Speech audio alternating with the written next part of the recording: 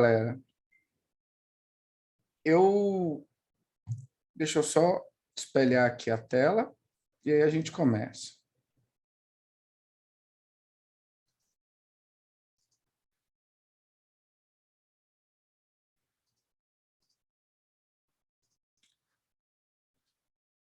Bom, salve, salve, moçada, a gente ainda, né, na quarta edição do evento Missão Enem, agora para falar de biologia e de química, num dia especial, num momento especial, com um pouquinho mais de tempo para vocês, com calma. E eu vou começar falando de alguns aspectos da biologia que eu acredito que podem aparecer na sua prova. Ninguém aqui espera que o Enem vá cobrar detalhes de Covid-19, por exemplo. Por mais que nós tenhamos vivido uma pandemia aí que passou pelos 2 anos, né, o ano passado e esse ano, a prova do Enem ela é construída a partir de um banco de questões, né, que vai sendo alimentado por vários anos. Mas mesmo assim, galera, possa ser que venha algum texto sobre uma pandemia, sobre alguma situação relacionada à vacina, nada tão específico para a Covid. Então, eu quero deixar bem claro que o mais importante é você compreender os processos relacionados a vírus como um todo e às vacinas do que necessariamente algum detalhe específico para a Covid-19. Por mais que tenha um texto de Covid, provavelmente a pergunta deve ser, o comando verbal deve ser um pouco mais generalista para a organização estrutural de vírus, características ou muitas vezes tipos de imunização. Nesse sentido, eu queria relembrar com vocês um gráfico relacionado à resposta imunológica. E esse gráfico, galera, ele tem grande chance de aparecer na sua provinha, até porque essa prova do caderno de naturais, ela tem muitos textos não verbais. Existe uma habilidade da competência 5 que descreve isso, tá? Na hora de construção desse caderno. E aí eu queria mostrar para vocês aqui que no eixo das ordenadas, a gente tem a taxa de anticorpos. Anticorpos que são as imunoglobulinas, as proteínas que nos defendem, né, de possíveis corpos estranhos, de antígenos. E no eixo das abscissas, a gente tem o tempo. E aí a gente consegue observar que essa curva, ela tem dois movimentos aqui, ó, tem duas montanhazinhas, né? Uma que é menos íngreme, ela sobe um pouquinho de forma mais lenta, depois cai, e aí depois, quando vai subir de novo, já sobe muito e muito rapidamente. Essas são as duas respostas imunológicas que nós temos. Existe uma estratégia de defesa do nosso sistema imunológico, que é a terceira linha de defesa. Ela é chamada de defesa humoral. Então, a gente tem a terceira linha de defesa, que é conhecida como defesa humoral. É essa defesa imunoadaptativa que depende da produção de anticorpos específicos. Não existem anticorpos que sejam generalistas, que servem para qualquer antígeno. Esses anticorpos eles têm uma relação de especificidade parecida um pouco com chave, fechadura. Para cada tipo de antígeno, eu vou ter um anticorpo específico que vai atuar ali na defesa, né? Tentar inativar aquele corpo estranho. Galera, essa primeira subida da resposta imunológica de produção de anticorpos, ela acontece após o primeiro contato com o antígeno. Então, aqui eu vou ter o primeiro contato com o antígeno. Vamos imaginar que seja o vírus da COVID, tá? O SARS-CoV-2. O primeiro contato que eu tenho com ele, e aí eu contraí a doença, e eu preciso de um tempinho para o meu corpo responder à presença do patógeno, desenvolver células de memória e proliferar os anticorpos. Aí, gente, eu me recupero da doença, sofro um pouquinho, alguns sintomas, fico em casa, tomo medicação para aliviar os sintomas, febre, dor no corpo, bebo muita água, fico deitado. E aí o meu corpo vai desenvolvendo essa resposta imunológica, que é a resposta primária. E aí eu me recupero da doença. Depois, o meu corpo, então, destruiu ali os resquícios do vírus que tinha, e eu estou zero bala, estou de boa. Passado algum tempo, a quantidade de anticorpos no meu sangue ela vai diminuir, porque o nosso corpo não fica cheio de anticorpos circulando em qualquer momento. O que eu tenho, galera, é a célula de memória que armazenou a capacidade de produzir o anticorpo no momento de necessidade. Oi? Alguém? Alguma dúvida? Bom, acho que não. Aí, galera, após essa situação que eu adquiri a memória imunológica, a carga de anticorpos específicos para aquele antígeno até diminui um pouquinho, porque eu não tenho mais antígeno no meu corpo. Caso eu venha ter um segundo contato com aquele mesmo antígeno, eu já tenho células de memória. E é aí, galera, que vocês vão ver uma rápida proliferação de anticorpos. Na resposta secundária, que é aquela de um indivíduo que já era previamente imunizado, você tem uma produção maior de anticorpos e numa velocidade, uma velocidade também maior, no intervalo de tempo menor. Então, eu consigo desenvolver a resposta secundária, que ela produz muito mais anticorpos e em menos tempo. Tanto é que nessa condição de anticorpos aqui, eu vou destruir o patógeno, eu vou destruir o antígeno antes da manifestação dos sintomas. Antes da manifestação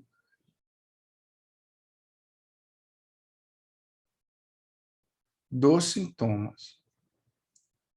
Então, não é aquela ideia que o indivíduo imunizado, o vírus não consegue entrar no corpo dele. E entra. Só que o vírus vai perceber que ele vai produzir muitos anticorpos em pouco tempo e provavelmente esses anticorpos vão destruir o vírus antes que eles se proliferem muito e manifestem os sintomas. Todo mundo, então, percebeu, galera, que esse primeiro contato ele pode ser de duas formas. Ou você pode contrair a doença, seria uma imunização ativa natural, tá? Pode ser contraindo a doença e se recuperando dela, obviamente. Ou pode ser também tomando uma vacina, né? Quando a gente toma uma vacina, a gente está atrás do desenvolvimento de uma resposta secundária quando a gente entrar em contato com o antígeno para valer, porque a vacina vai me dar a resposta primária. Então, em doenças que são mais graves, que têm risco de complicações, que podem levar à morte ou sequelas graves, a gente não espera o indivíduo contrair a doença para se recuperar. A gente já atenua alguns antígenos numa solução, aplica na forma de vacina para que o corpo produza a resposta primária, crie células de memória, para num eventual contato novo com aquele mesmo antígeno, você já tem uma resposta mais eficaz que seja a secundária. Essa resposta primária aqui, ela é muito importante porque é por meio dela que a gente teve a formação das células de memória, né? Então, o indivíduo está formando as células de memória a partir do primeiro contato. Células de memória essa que, no momento de necessidade outrora, vai produzir rapidamente anticorpos numa resposta secundária. Eu já vi questão do Enem em que a resposta falava que a vacina ela desenvolvia e possibilitava o indivíduo uma resposta secundária no momento de necessidade. E é isso mesmo. A grande função da vacina é criar células de memória para, no momento de necessidade, em contato com aquele antígeno para valer, o indivíduo possa rapidamente proliferar anticorpos ali e combater o patógeno antes da manifestação dos sintomas. Bom, beleza. Então, esse é o gráfico que corresponde às duas respostas, ao primeiro contato, a resposta primária, e o segundo contato, uma resposta mais efetiva, que é a resposta secundária, num paciente que já era previamente imunizado, né? Seja uma imunização porque ele contraiu a doença e se recuperou, ou porque ele tomou uma vacina. Galera, vamos ver os tipos de imunização. Então, imunização, quando a gente diz que ela é ativa, é porque ela é uma solução com antígenos, tá? Ó, tem uma dúvida aqui, acabei de olhar de Luma. Prof, uma possível resposta terciária teria ainda mais anticorpos ou ficaria igual à secundária? Olha, Luma, se for a partir de um tempo mais longo, em que você já tenha um pouco de queda, porque assim, essas células de memória elas não são definitivas, tá? Existem células de memória que duram mais ou menos tempo. Em alguns casos, a depender de como tem desenvolvido a resposta do indivíduo, quanto mais contato você vai tendo, mais forte vai ficando esse desenvolvimento da resposta imune. Então, eu diria a você que sim, uma resposta terciária seria ainda mais efetiva. Não só na quantidade de anticorpos, mas na diversidade de anticorpos, porque provavelmente você já teve contato com mais cepas daquele patógeno, tá? Então, sim, eu diria que sim. Agora, o quanto vai melhorar ou não vai depender do intervalo de tempo entre essas doses, do tipo de vacina, da resposta individual, não é necessariamente um padrão. Galera, a vacina é um tipo de imunização ativa porque ela administra antígenos. Aí vocês devem pensar assim, prof, antígeno é o causador da doença. Eu vou administrar o antígeno na vacina? É isso mesmo. O antígeno, ele vai estar ou atenuado, então eles têm formas de enfraquecer vírus, deixar que eles fiquem um pouco mais lentos nessa reprogramação. Eles reprogramam os vírus para eles ficarem menos virulentos, e esse vírus atenuado ele pode ser diluído numa solução e aplicado na forma de vacina. Vacina com vírus atenuado ainda é aquela mais comum, tá? Só que como você está aplicando ali o patógeno mesmo, atenuado, você acaba desenvolvendo alguns sintomas quando você toma as vacinas. Algumas pessoas mais e outras menos. Em alguns casos, você consegue desenvolver uma vacina com antígenos inativados, que seriam apenas pedaços de estrutura de superfície de um vírus, de uma bactéria, mas não é sempre certeza que você vai conseguir uma resposta imune a partir dessas situações. Mas nós temos exemplos de vacinas que seriam com pedaços apenas de patógenos e aí a gente não teria a manifestação de sintomas como nas vacinas atenuadas. Rodriguinho, meu parceiro, quer participar de alguma coisa aí, por enquanto? Fala, Rick. Não, deixa você terminar aí. Eu ia perguntar para você, na verdade, ia botar aqui para a gente falar também, aproveitando aí que você está falando da imunização, e é um tópico, acho que é importante para o Enem, a ação do detergente do sabão, né, Ave sobre... Maria, com certeza. Deixa você terminar aí, que aí eu compartilho minha tela aqui, aí você Pronto, fica craque. eu só vou terminar esse raciocínio, aí eu passo a bola para você, mas é importantíssimo mesmo. Galera, então uma das grandes funções da vacina seria a formação de células de memória, né? Células essas que são linfócitos específicos, é importante ressaltar que é um tipo de leucócito que tem nome, tá? É um linfócito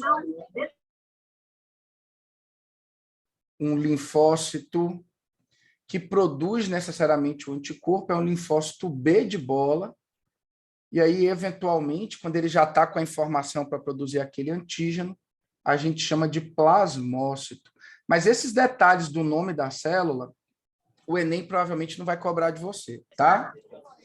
Isso aqui fica de bônus para a galera que vai fazer baiana e tal. Talvez tenha uma aplicação maior para essa galera.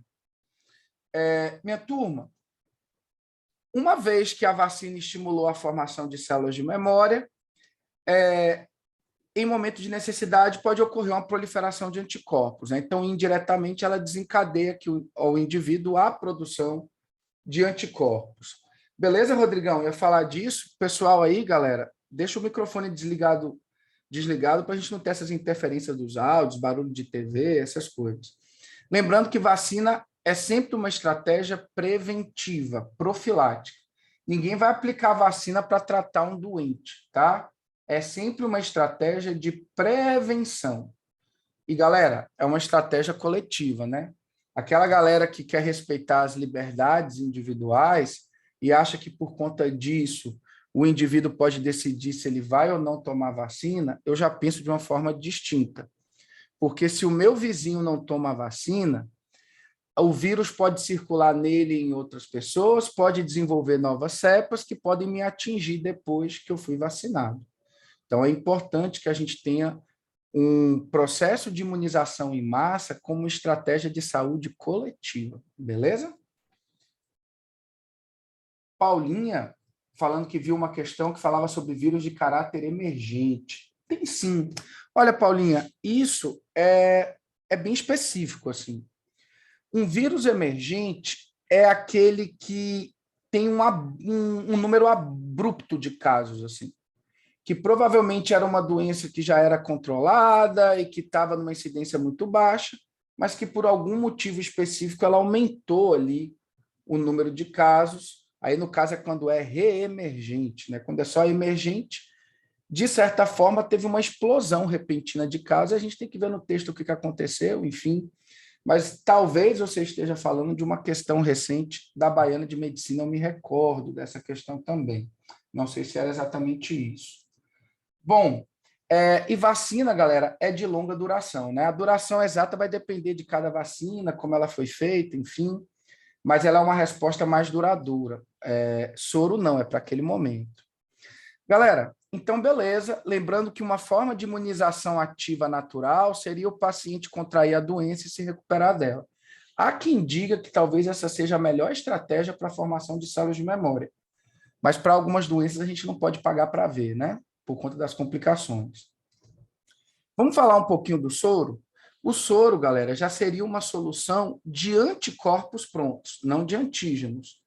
E aí é um pouquinho diferente da vacina. Nesse caso, a minha ideia não é administrar antígeno. Eu já vou administrar anticorpo e eu já vou buscar direto tratamento. Aqui é estratégia de remediação. E aí vocês vão lembrar que toda vez que a gente aplica uma solução de anticorpos específicos, nós deixamos de desenvolver células de memória. Vocês lembram dos casos de eritroblastose fetal? Que você tinha uma mulher, uma mãe negativa para o fator RH, ela tinha filho, uma gestação de filho positivo. Quando o filho nascia, ficavam resquícios de hemácias positivas no sangue da mãe, agora sem a placenta. Isso, após alguns dias, iria estimular a mãe a produzir o anti-RH. E aí, quando a mãe aprendesse a produzir o anti-RH, é porque ela desenvolveu células de memória. Aí, o próximo filho positivo poderia sofrer eritroblastose fetal durante a gestação. O que a gente faz para evitar que uma mãe negativa se sensibilize com as hemácias positivas do primeiro filho? Após o parto do primeiro filho, administra-se um soro na mãe com anti-RH pronto.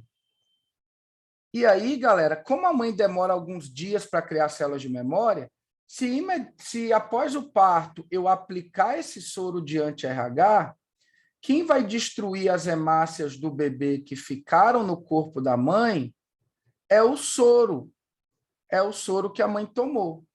E se a mãe tomou anticorpos prontos que vão destruir as hemácias do bebê, ela não vai forçar a desenvolver os seus anticorpos, a criar células de memória, e ela não vai ficar imunizada, o que vai possibilitar ela ter um novo filho positivo sem ter grandes problemas. Então, toda vez que eu aplico uma solução de anticorpos, esses anticorpos prontos vão impedir que meu corpo aprenda a produzir esses mesmos anticorpos. Então, ao administrar uma solução de anticorpo pronto, eu vou garantir que não vou desenvolver memória imunológica, que eu não vou criar células de memória, não vou aprender. Onde é que você quer chegar com isso, professor? Se você foi envenenado 10 vezes por uma jararaca, você vai tomar 10 vezes o mesmo soro. Se em nenhum momento você vai desenvolver, aprender a produzir anticorpos para aquilo, porque você já tomou o anticorpo pronto e o seu corpo não teve que forçar a aprender a produzir, tá ok? Então, nesses casos, galera, a gravidade é muito alta, né? Pessoas podem perder membros, ter falências renais, podem levar a óbito, envenenamentos ofídicos e de outros animais. Por conta disso, opta-se por tomar o soro como estratégia de remediação, porque nem todo mundo pode se dar o luxo de esperar ali uma boa produção de anticorpos sem que não tenham lesões significativas desses acidentes. Então, seria uma imunização passiva, porque você já está colocando o anticorpo pronto, tá? Você não está estimulando uma produção ativa de anticorpos do seu corpo. Você já está usando os anticorpos prontos que estão em uma solução. Só lembrando que, para a construção desse soro, o Enem já cobrou isso, você tem que aplicar uma solução de antígenos num outro animal, geralmente é cavalo que eles usam, porque tem muito sangue. Aí eles aplicam uma solução de antígenos num cavalo previamente imunizado, aí o cavalo vai desenvolver a resposta secundária, vai produzir um monte de anticorpo no sangue, a gente tira o sangue do cavalo, separa o plasma, que é onde estão os anticorpos, devolve as células sanguíneas para o cavalo, para ele não sofrer muito, e aí naquela solução de plasma com anticorpos, eu vou criar o soro. E quantas ampolas de soro o paciente vai tomar? Depende do acidente, da gravidade do acidente, da idade dele, onde foi, da cobra, enfim. Uma série de fatores envolvidos. Beleza? Então, prof, quando a mãe passa anticorpos para o bebê pela amamentação, também seria, Luma, uma imunização passiva. Só que aí agora seria um exemplo de uma passiva natural, né? Então, a gente tem passiva natural, que são os anticorpos durante a amamentação, passiva artificial, que é a administração do soro, ativa natural, que seria contrair a doença e se recuperar dela, e ativa artificial, a administração da vacina. Tiagão, a gente vai dar um jeito de disponibilizar isso, viu? Eu vou ver se eu coloco o link lá no meu grupo do Telegram, Rodriguinho bota em alguma plataforma dele também. Eu estou gravando aí, vamos ver se a gente consegue compartilhar, beleza? Minha galera, passar a bola para Rodriguinho, ele falou que vai falar um pouquinho sobre algumas estratégias ali, né, que muitas vezes ajudam na prevenção e para evitar a circulação de alguns patógenos. Rodrigueira, tá na área aí, irmão? Eu tô aqui acompanhando aqui, pai, aprendendo com você, como sempre, com Ave qualidade. Maria. Ah, Eu parei aqui, compartilha aí sua tela, e eu tenho certeza que vem coisa boa por aí. me libere aqui para eu compartilhar. Ó, para aí, eu tô travando tudo, né? Você tá Eu me que travando. comando a área aqui agora. Você é Alô, o chefe. Jorge, ó. O novo Aí, chefe ó. aqui na hora O agora, ó. chefe, o chefe é Ricardinho. O chefe agora é Ricardinho. Tornar-se host, make host, É, aí, ó. Ui. Rodrigo Esse- Rico. Vê se você consegue agora ou ainda não, senão tem que fazer outra coisa. Já foi, já Já? foi, já. Rick, eu vou compartilhar aqui. Na Beleza. verdade, vou aproveitar para bater, até tirar dúvida com você me ajudando, que a gente bate um papo aqui. Tamo Eu junto. peguei a gente que saiu na BBC, né, logo na pandemia, e eu acho que, assim, é um tema recorrente, sabão, detergente, agentes de limpeza, né? Com certeza. Na pandemia, a gente falou muito de sabão e detergente, e falamos muito do famoso hipoclorito de sódio, vulgo água sanitária que boa, né? Exatamente. E o álcool também, né? E o álcool. Então, vou falar um pouquinho. Eu acho que eu vou lá, vamos lá ver se me ajuda aqui. Eu vou falar aqui da parte química, né? De cada um, qual é a diferença do sabão, principalmente para os detergentes, né? E a gente vai passando aqui, né? Não cheguei a montar slide, não. Estava aqui, Rick. Você estava falando, Pô, aí você olha. irmão, tá lindo aí. Eu achei que era até um slide seu, eu nem sabia. Tá top. Jogue duro. Não, velho, eu peguei no quadro aqui, você tava falando, aí disse, pô, eu não ia falar disso não, mas eu mudei aqui o que eu ia falar, porque eu disse, rapaz, Ricardinho puxou, vou puxar aqui, aí comecei a pegar umas imagens aqui, juntando para a gente conseguir, né, falar dessa parte aí da química da limpeza, que eu acho mega importante também, né, para o Enem, né, apesar Ah, de não... demais, demais. Mas vamos junto, né, Rick?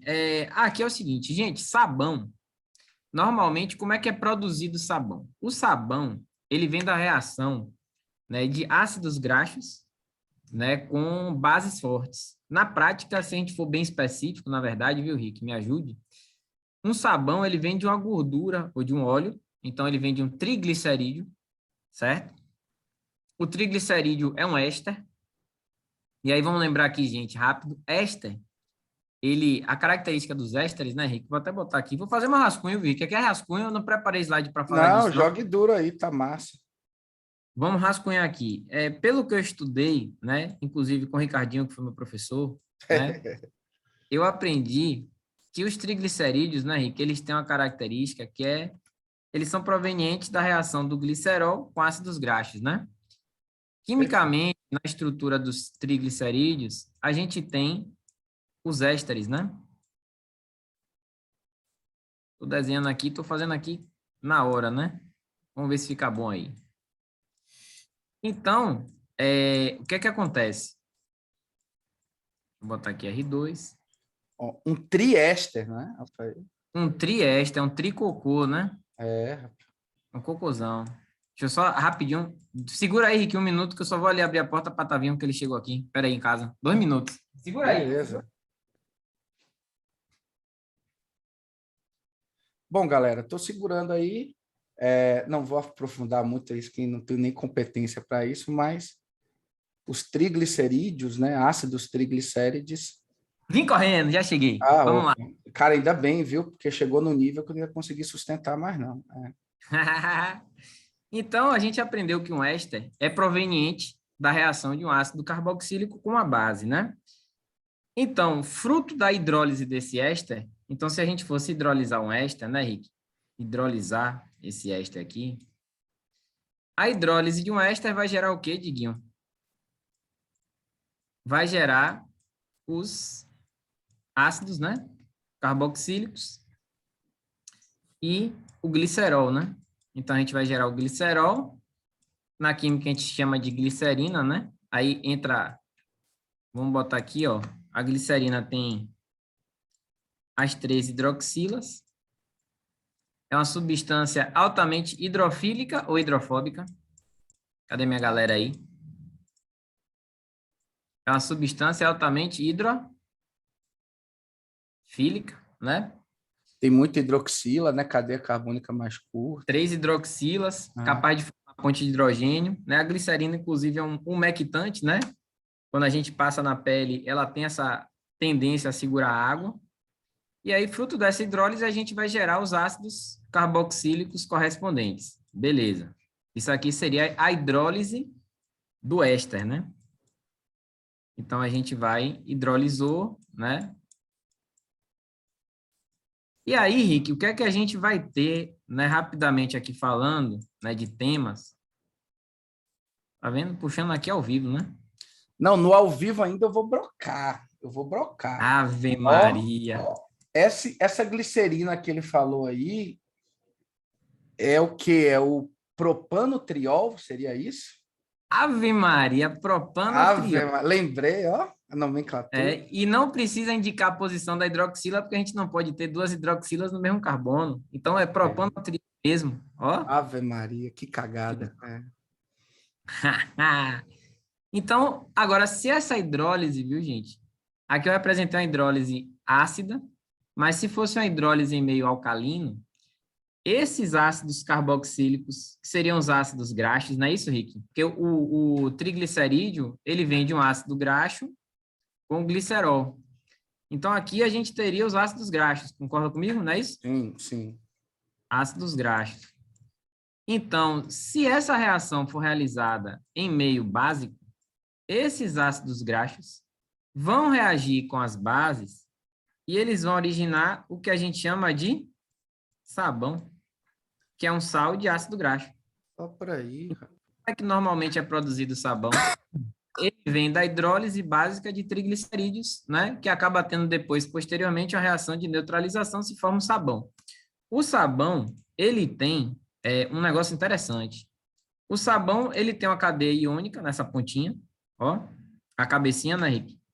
Ave Maria. Cabecinha hidrofílica, né? Isso. É uma cabecinha iônica, capaz de formar íon dipolo com a água.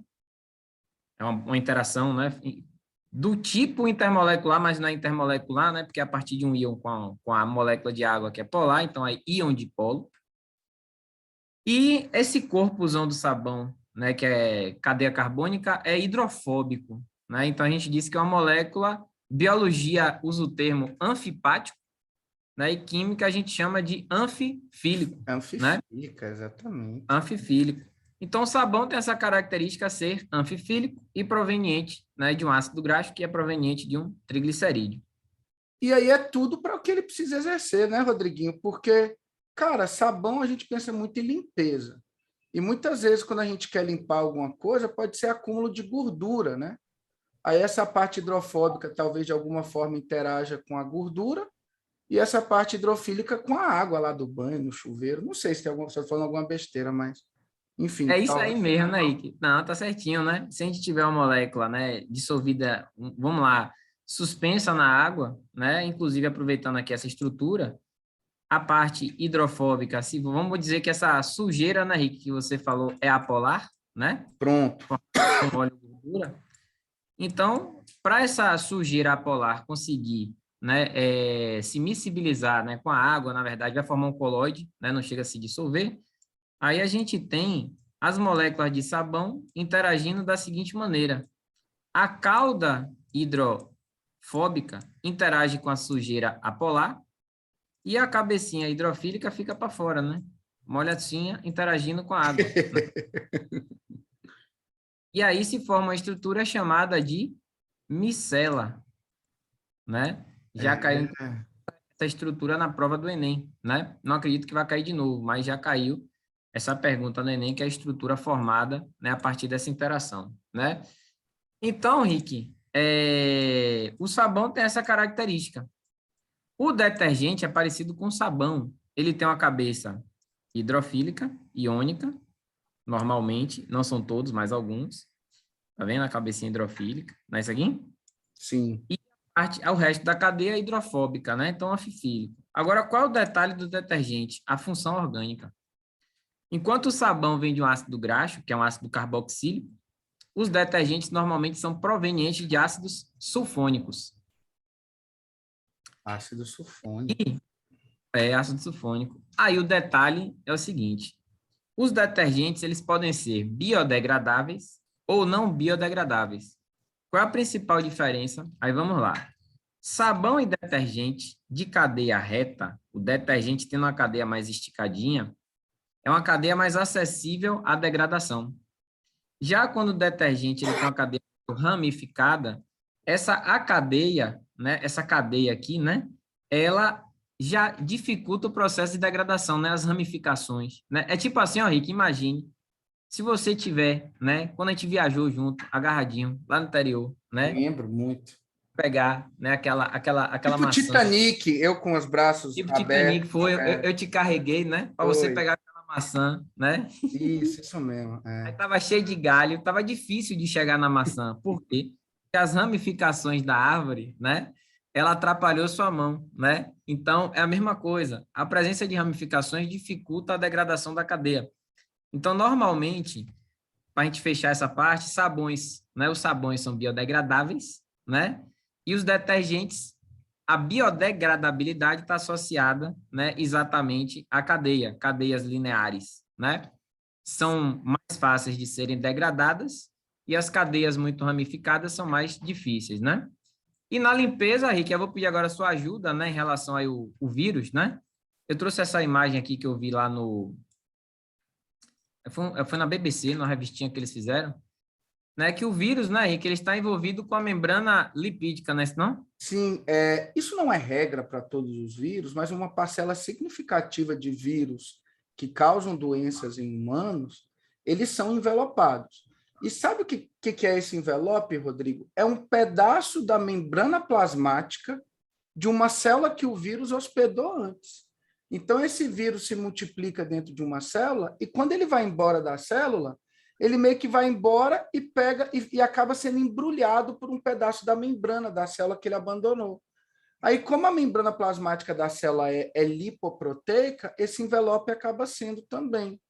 Geralmente, os vírus envelopados, eles têm um poder de infecção maior, porque como eles têm um revestimento que parece com a membrana plasmática, que é um pedaço da membrana, quando ele vai entrar numa célula do mesmo tipo, ele só funde o envelope com a membrana da célula hospedeira que vai colocar ele para dentro. Então, ele acaba sendo mais infeccioso até por conta disso. Mas isso não é regra para todos os vírus, não. Mas aqueles que têm envelope é sempre um envelope lipídico. Entendi. Aí tá vendo isso aí, ó, aprendendo com o Rick, meu irmão. E aí, Rick, é exatamente, né, o uso de sabão e detergente, né? Ele consegue desestruturar, né, esse envelopamento. Então, vou usar só palavras já, tá vendo? E aí acaba expondo, né, o conteúdo, né, esses fragmentos são arrastados e aí o vírus, na verdade, eu acho que perde o poder de infecção, né? Sim. Então, essa ação do sabão e do detergente é bem semelhante com a ação do álcool, né? O etanol, se a gente for analisar, ó que negócio interessante, é porque a gente não para, às vezes, conectar, né? Mas etanol, cachaça, aí, nossa cachaça, catinha, né? O etanol, ele está dentro da água. Aí você pensa assim, pô, o etanol se dissolve em água, porque o etanol é polar, massa. Só que na gasolina, Rick, gasolina é formada por hidrocarbonetos, que são apolares. E na gasolina tem o que no Brasil? Etanol. Etanol. É. Aí você fica, pô, o etanol é o quê? O etanol, ele é capaz de interagir com a água, que é polar, inclusive forma a ponte de ligação de hidrogênio, e é capaz de interagir com os hidrocarbonetos, que são apolares. Aí se forma até uma interação chamada de dipolo permanente, dipolo induzido. Ave Maria. E aí, rapaz, o que é que a gente raciocina então? O etanol, ele também é anfifílico, capaz de interagir com água e capaz de interagir com substâncias apolares. Então, a ação do álcool é muito semelhante à do sabão, só que o álcool tem aquele detalhe, né, Rick? Eu posso usar qualquer álcool como... Não. É. Quando eu uso álcool com uma concentração de água muito alta, eu acabo inviabilizando, né, esse tipo de desestruturação, né, porque a quantidade elevada de água inibe a ação do álcool. Então, por isso que a gente normalmente diz que o álcool 70, né, ele tem um bom padrão de infecção, né? Então, é exatamente por quê? Porque a porcentagem de água está relacionada diretamente com o potencial dele de esterilização, né? Que é exatamente isso aqui. Eu peguei a membrana também fosfolipídica, né? Ela também é desestruturada, às vezes, pela ação de sabão e detergente. Por quê? Porque é a mesma coisa, né? A presença dos sabões e detergentes acabam desestruturando, né? Então, essa é a química da limpeza, né? Já no hipoclorito de sódio, que é água sanitária, é diferente, né? Oi? O hipoclorito de sódio, né? Na verdade, o íon hipoclorito, ele já tem um potencial oxidante, então ele é capaz de oxidar a membrana, né? Mas a ação é um pouco diferente do que a gente está falando aqui, né? Que é por forças intermoleculares. Então, Rick, é isso aí, né? Eu acho que deu para a gente bater esse de limpeza, né? Não, com certeza. E, Rodrigão, a galera participou aí no chat, viu? Ó, Eu vi aqui Luma, né? Luma perguntou, Diguinho, o sabão é com carboxilato? Isso, Luma. O sabão, ele vem de um ácido carboxílico e vira átomo, né? Rico e gato, Ricardinho, né? Então, todo cara que é rico é gato, igual a Ricardinho, né? Ave Maria. Tomara que Não é não, essa. Rick? É gostoso e Tomara que isso bonito. pegue. É, A aí, ó. autoestima. É. Ó, Ricardinho, é gostoso, bonito, rico e gato é o cara, pô, né? Então, Ico vira átomo, o ácido carboxílico origina o ânion carboxilato, né? Perfeito, né? E a gente falou aí do potencial de limpeza de sabão e da sua biodegradabilidade. Agora, uma pergunta, Rick, só para a gente finalizar, aí é minha mesmo dúvida. Tem as aves têm uma glândula, né, velho? Ave Maria, que beleza, cara. Levantou a Como é o bola. nome daquela glândula mesmo que as aves Cara, têm? em geral, aves são vertebrados que não têm muitas glândulas corporais. Comparado com o Uhum. mamífero, que é cheio de glândula em superfície do corpo, a ave não tem isso. Mas a ave tem uma única glândula que fica perto da cloaca. Ela é chamada de glândula uropigiana. Então, Aquela que uropigiana secreta aquelas cerinhas, é? é que tem uma cera, e aí você vê muito aves marinhas, o pato também, que não é marinho assim, mas é O aquático, ganso.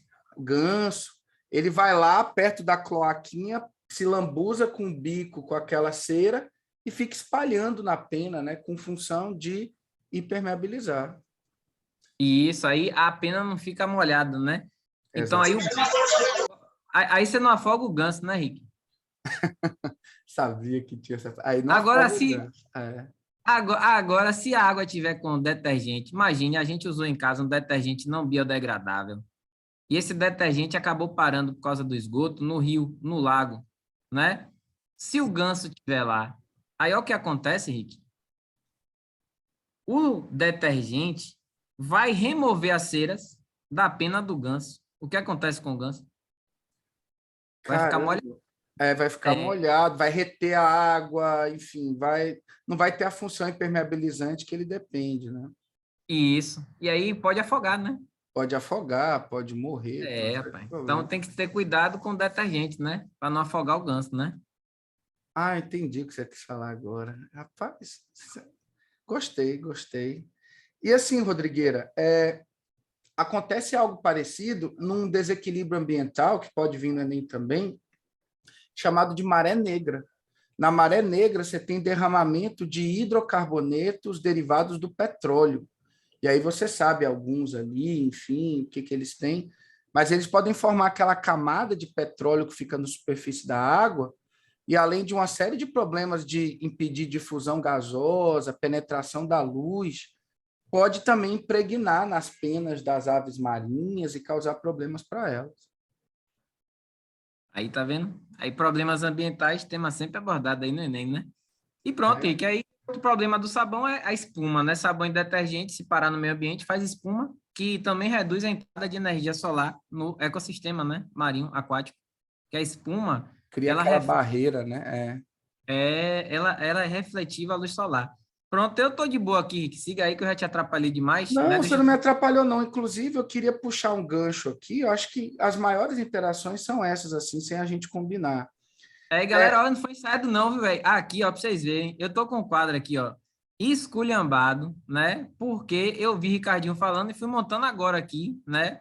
Um quadrinho para falar disso, viu, velho? Como diz Faustão, quem sabe faz ao vivo. Ele até botou um boa noite, química de boa, ó, para aí. É, eu ia começar, que eu lembro que você me disse que hoje que você ia pedir para eu falar dos corais, né? Sim, Guardado aqui a equação. já Aí quando já a você gente chega falar lá. de sabão, aí de vacina, de vírus e tal, eu já trouxe aqui também, já montei. Irmão, tá top aí, viu? Essa lousa aí tá massa. Ó, deixa eu falar uma coisa para Estamos indo. vocês. E esse termo que o Rodriguinho fica usando, biodegradável, não biodegradável, o Enem cobra muito isso, tá? Aquilo que a gente fala que não é biodegradável é porque tem dificuldade de sofrer a ação dos decompositores. E aí, Ó, botar o sextou aqui, claro. com certeza, né? E aí, galera, assim, quando não sofre a ação dos decompositores, esse poluente, vamos dizer assim, ele se acumula. Se acumula, pode sofrer magnificação trófica, pode gerar uma série de problemas. Então, é importante a gente ressaltar que o que é biodegradável é aquilo que sofre a ação de organismos decompositores. E quem são? Alguém pode colocar aí no chat quem são os principais organismos decompositores, se o Enem cobrar? Alguém? Ó, Cíntia já meteu fungos, show de bola. Ana Luísa, bactérias. Paulinha, bactérias, fechou. Então é isso aí mesmo que eu queria, fungos e bactérias. Fungos e bactérias são saprófitos ou saprobiontes. Seriam os decompositores de matéria orgânica, que na ecologia tem uma função extraordinária, que é reciclar essa matéria, disponibilizar a matéria na forma de compostos inorgânicos para que os produtores possam, vamos supor, fazer a fotossíntese e construir nova biomassa. Então, é um papel importantíssimo a dos decompositores, destacam-se fungos e bactérias. Na floresta equatorial tropical, a gente tem um solo muito pobre porque ele é lixiviado pela chuva, mas você tem muitos fungos ali que decompõem rapidamente aquela matéria orgânica acima do solo e as plantas assimilam os minerais antes da lixiviação. Por isso que pode ser um aparente contrassenso, né? Uma floresta exuberante num solo pobre, mas é porque o aproveitamento dos recursos realmente é máximo pela grande ação dos decompositores. A floresta é quente, úmida, tem muita micorriza, que é fungo com raiz. O fungo é muito decompositor, tá? Muito. E aí tá ficando Quer ver, Rick? top. Aí você falou de fungo agora, para ir mais um tema, uma questão que caiu no Enem. Eles falaram uma vez da importância, eles não trouxeram no poço do elevador, mas eles falaram em árvores nos centros urbanos, quando a gente pinta uma árvore com cal. Você falou de tudo. O poço do elevador, Rick, é um lugar quente e úmido. É um ambiente totalmente, vamos dizer assim, favorável, né? Então, a Sim. desenvolvimento desses tipos de organismo, fungo, etc. Sim, sim, se for quente, úmido, se tiver ainda Escuro, algum é escuro. vestígio. Com relação à luz, não tem muito problema, porque fungo não usa luz assim diretamente.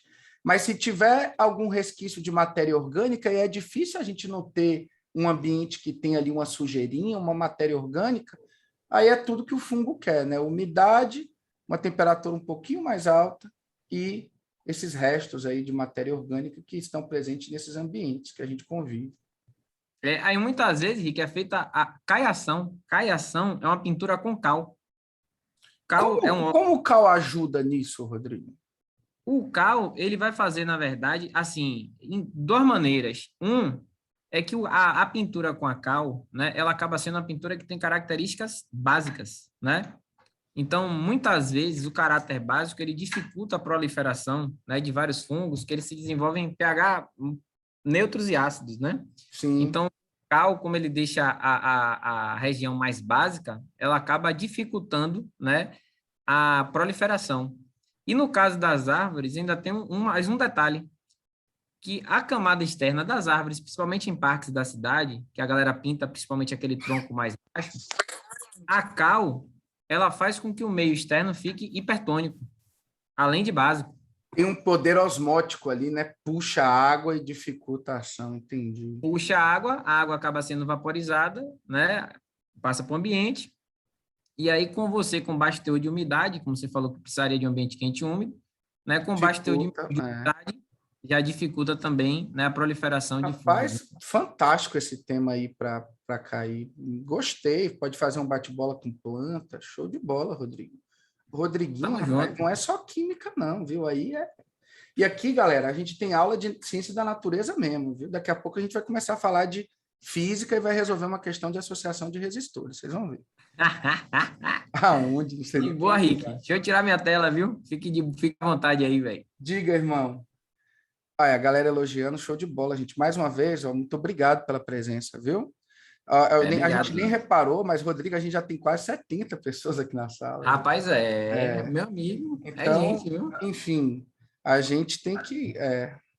Vamos nessa? Ó, voltando, então, eu agora vou.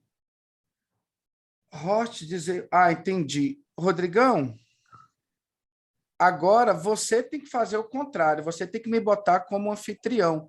Clica lá Ah, no vamos nessa. More, no meu nome, aí bota tornar um anfitrião, make a host. Ali, ó, Rick, make host.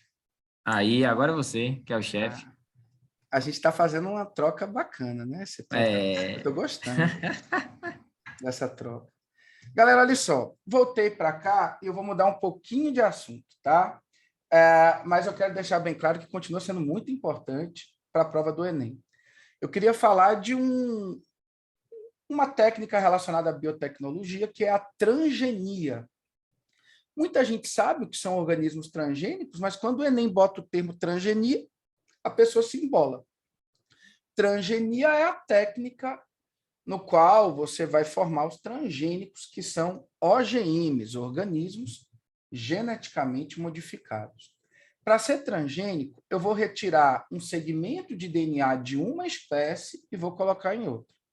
Se eu tirar um gene meu e colocar nas células de Rodriguinho, Rodriguinho não vai ser transgênico, porque eu e Rodriguinho ainda somos de uma mesma espécie. Galera, tem um exemplo aqui que cai demais no Enem e nos demais vestibulares. Aqui eu estou pegando uma célula eucariótica humana, de um cromossomo eu tirei um segmento que é um gene que codifica um hormônio que é a insulina, tão importante, né, para controle da glicemia. Peguei esse gene que produz a insulina, e aí é importante eu ressaltar uma coisa. A gente vai ter aqui as tesourinhas moleculares. A gente tem enzimas extraídas naturalmente de bactérias que foram estudadas e que conseguem cortar o DNA em pontos específicos. Essas enzimas de restrição, que cortam o DNA em pontos específicos, eu posso usar uma enzima de restrição para cortar o gene no cromossomo humano, e pegar a mesma enzima de restrição e cortar um DNA complementar de uma bactéria, que é o plasmídio. Como eu usei a mesma tesourinha para cortar os dois DNAs, eu vou formar pedaços que são complementares, que conseguem se encaixar como peças de Lego, porque tem sítios de corte similares. E aí, galera, eu vou pegar o gene da insulina e vou recombinar com o DNA, o plasmídio bacteriano, formando um DNA recombinante. Essa é uma técnica muito utilizada na biotecnologia, que é a tecnologia do DNA recombinante. Como o DNA ele tem a mesma estrutura em qualquer ser vivo, ele é uma fita dupla, com cadeias com bases complementares, ligações de hidrogênio, estrutura helicoidal. Qualquer DNA pode se encaixar no DNA de qualquer outra espécie, contanto que sejam pedaços complementares, tá? Então, esse DNA tem essa capacidade de se recombinar. Basta eu utilizar a mesma enzima de restrição para cortar fragmentos que acabem se tornando complementares. Isso que eu falei é a tecnologia do DNA recombinante. Vou pegar esse DNA recombinante, que tem genes da bactéria e o gene humano da insulina, e vou colocar numa bactéria. Agora, gente, eu tenho uma bactéria transgênica. Eu tenho um organismo geneticamente modificado. Essa bactéria transgênica, ela vai levar a vida dela normal. Vai ter momento que ela vai se reproduzir por divisão binária, cisparidade, vai duplicar o material genético, dividir o citoplasma, e vai aumentando a cada geração, vai dobrando a quantidade de indivíduos da geração anterior. Depois de algumas semanas, eu vou ter centenas de milhares de bactérias, todas elas com uma cópia do gene humano da insulina. Essa técnica, então, me possibilitou criar cópias do gene de interesse. Criar cópias de algo na biologia, a gente chama de clonagem. Se eu estou criando cópias de um gene que eu coloquei, é uma clonagem molecular, uma clonagem de genes, uma clonagem gênica. Então, isso aqui é um tipo de clonagem gênica em uma bactéria que a gente chama de clonagem gênica in vivo. Eu uso o metabolismo de um ser vivo para clonar um gene de interesse. E digo mais, às vezes eu não estou interessado em recolher o gene de interesse, mas eu estou interessado no produto dele. Aí eu vou ter centenas de milhares de bactérias que, quando vão transcrever e traduzir os seus genes, vão transcrever e traduzir o gene humano da insulina, e eu vou ter agora um grupo de bactérias no meio de cultura produzindo insulina humana.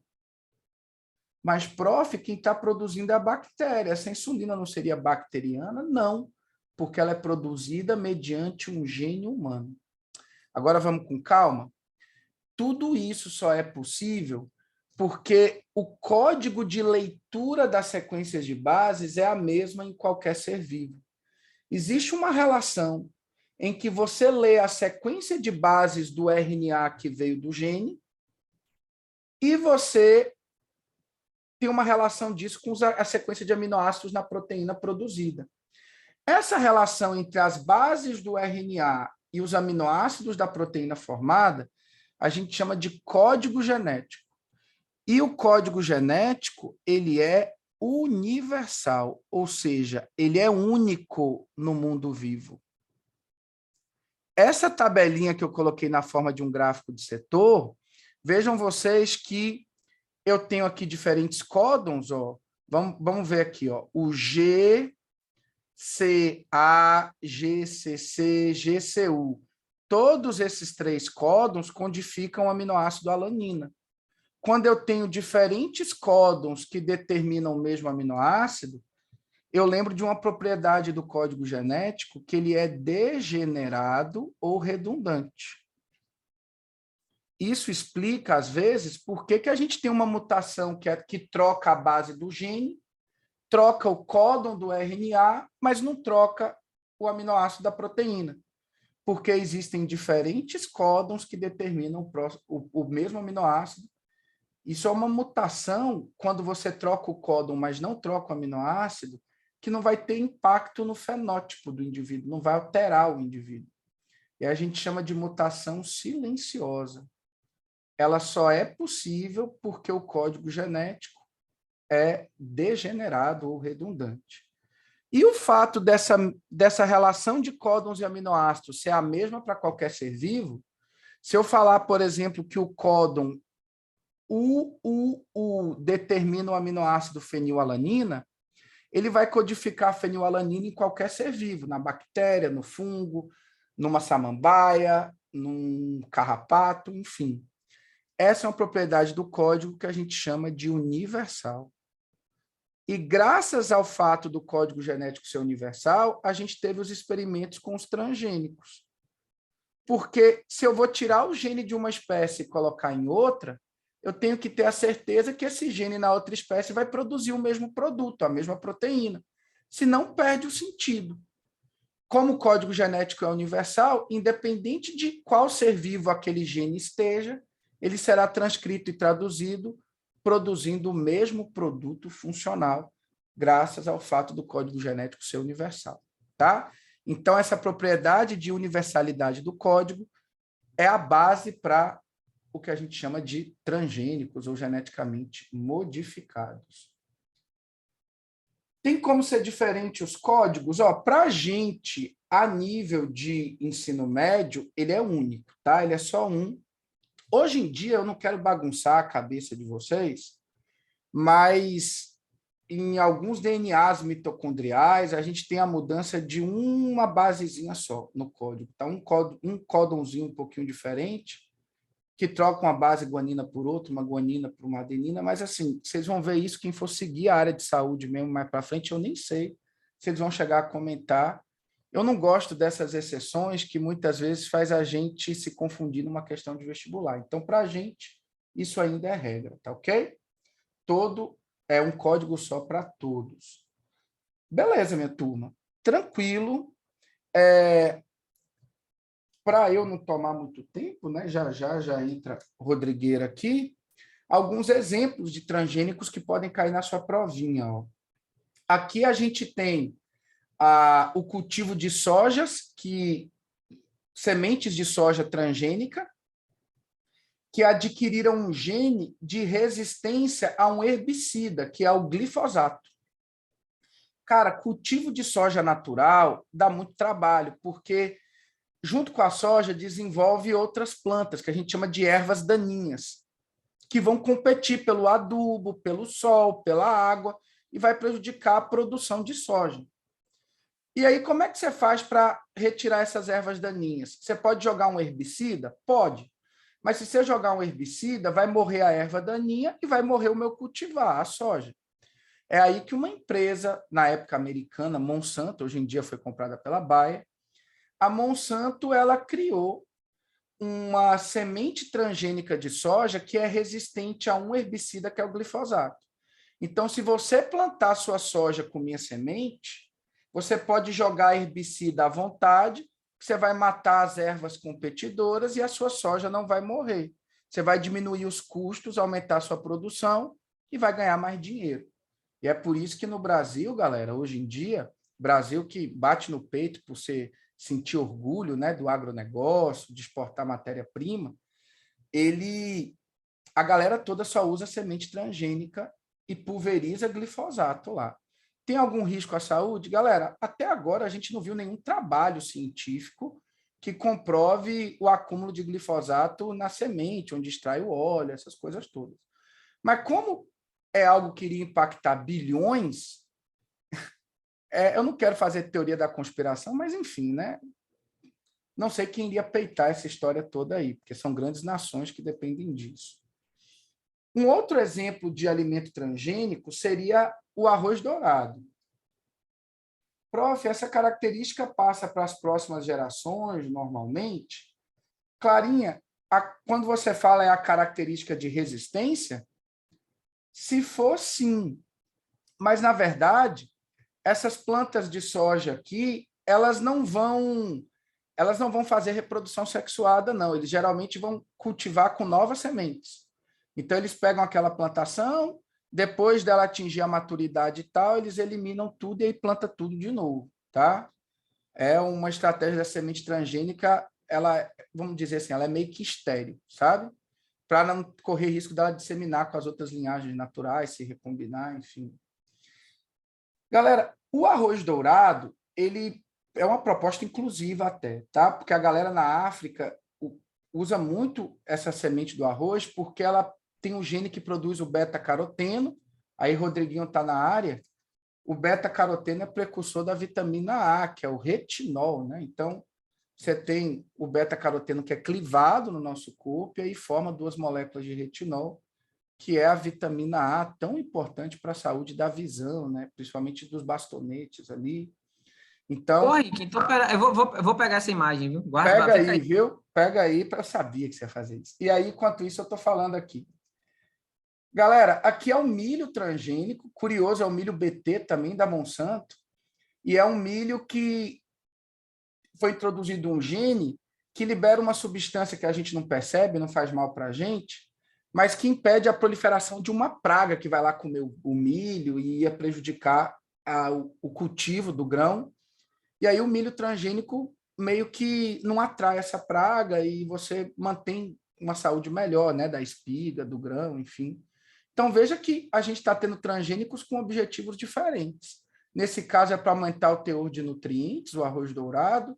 Aqui embaixo é resistência a herbicida e aqui em cima é não atração de alguns parasitas patógenos, né? A caráter experimental já foi feito alguns experimentos com animais. Retirou-se o gene da enzima luciferase da cauda de um vagalume e aí colocou esse gene no embrião de plantas. Tem várias técnicas para você implantar gene. Tem biobalística, que é uma pistola com ouro que você dispara. Tem outras técnicas que você usa uma bactéria que entra na célula e dissemina. Mas o fato é que eles colocaram o gene do vagalume no embrião da planta do tabaco, do cigarro, e quando essa planta foi cultivada e foi regada com uma solução que tinha uma proteína, que é o substrato para a enzima atuar, que é a luciferina, teve a reação luminosa e a planta emitiu luz, né? Então, mostrando para vocês que essa história de transgênico também dá para fazer com qualquer outro organismo, não só com planta, enfim. Só que a gente tem leis muito severas para animais transgênicos. Para planta, você tem geralmente esse artifício de justificar para diminuir os custos, o valor dos alimentos, tem uma proposta inclusiva, né, para fornecimento de comida para o mundo inteiro. Para animal, a gente sempre fica pensando que a gente está querendo formar brinquedinho, animal de estimação, enfim. E aí a bioética atua de forma mais pesada. Mas a gente tem técnica aí para fazer transgênico com tudo. Enquanto o Rodriguinho está arrumando a parada lá do retinol, eu vou falar de uma outra técnica de biotecnologia, que seria a terapia gênica. Cara, isso aqui vai mudar o mundo, tá? Alguns alunos meus até assistiu em algumas aulas minhas um trecho de um documentário da Netflix, que é o DNA Projetado, da série Explicando, que fala um pouco da ação de enzimas de restrição do tipo CRISPR, que ela já consegue ter um RNA guia que vai levar para ela recortar o gene mutante, e hoje em dia você já consegue adicionar um gene funcional, tá? Então, pense que o cara tem uma doença genética causada por um gene que ele herdou. Daqui a poucos anos, a gente vai ter condição de tirar esse gene mutante e substituir por um gene sadio, um gene funcional. E aí, será que a gente vai poder falar em cura de doenças genéticas? Eu acho que não vai demorar muito, não, tá? A terapia gênica seria isso, você adicionar genes funcionais sadios para o tratamento de algumas doenças. E olha que nem precisa ser doença genética. Pode ser doença tipo AIDS, que pode desenvolver linfoma, doença cancerígena multifatorial, doenças de medula, né? Enfim, você tem várias doenças que poderiam ser tratadas. Como técnica para introduzir o gene, você pode usar um vírus como vetor, já que vírus entra em célula, você programa ele para entrar numa célula de um determinado tecido, e aí o que a gente não tem é estratégia para garantir que aquele gene vai ser transcrito. E aí o Enem uma vez cobrou isso, né? Ele contou uma historinha da terapia gênica, que você colocava o gene dentro da célula, mas o comando verbal perguntava que essa técnica não era 100% eficaz porque você não tinha um controle de alguma coisa. E o que é que você não tem o controle? Da expressão desse gene. Esse gene pode ficar numa célula e ele pode ficar desligado a vida inteira, não ser transcrito e traduzido. Por isso que essa técnica ainda está em estudo para garantir que aquele gene se expresse. E aí tem fatores epigenéticos envolvidos, enfim. Perfeito, Camille. Série explicando, episódio da primeira temporada, DNA projetado. Aliás, essa série é fantástica, tá? Explicando. Tem uma versão dela só para explicar a Covid-19, o coronavírus. Essa série é top demais, assim, muito bom. E eu tenho também uma técnica para poder colocar o DNA na célula que não seja por meio de vírus. E aí eu coloco um plasmídio, aquele DNA recombinante de bactéria, boto o gene de interesse lá, tenho tipo uma injeçãozinha para aplicar, e aí Rodrigueira está na área de novo. Por quê? Porque para eu poder colocar esse DNA dentro da célula, eu vou envolver ele numa cápsula de lipídio, de gordura. Por quê? Porque a membrana plasmática tem gordura, ela tem uma afinidade a compostos apolares, e aí, para eu poder botar o DNA lá dentro, ele tem que estar envolvido com a cápsula de gordura para penetrar na célula e entrar lá no citoplasma. Tem a ver com afinidade química também, tá? E, enfim, o que eu não tenho garantia é que aquele material ali vai se expressar, mas o pessoal, enfim, deve saber de condições ambientais específicas que estimulem, ou em tecidos especiais que garantam essa expressão. Galera, terapia gênica, então, é isso, se o Enem cobrar, tá? É você criar estratégias de colocar um gene sadio em substituição de um gene causador de uma doença. A gente busca tratar ali, ainda em caráter experimental, doenças genéticas. Prof, me dê exemplo de doenças que estão avançando bem para tratamento com terapia gênica. Anemia falciforme. Anemia falciforme é causada por uma mutação em um gene só, e aí é fácil de você desligar esse gene e colocar o gene correto. Lembrando que esse gene se expressa apenas nas células da medula óssea, que vão produzir as hemoglobinas, as hemácias.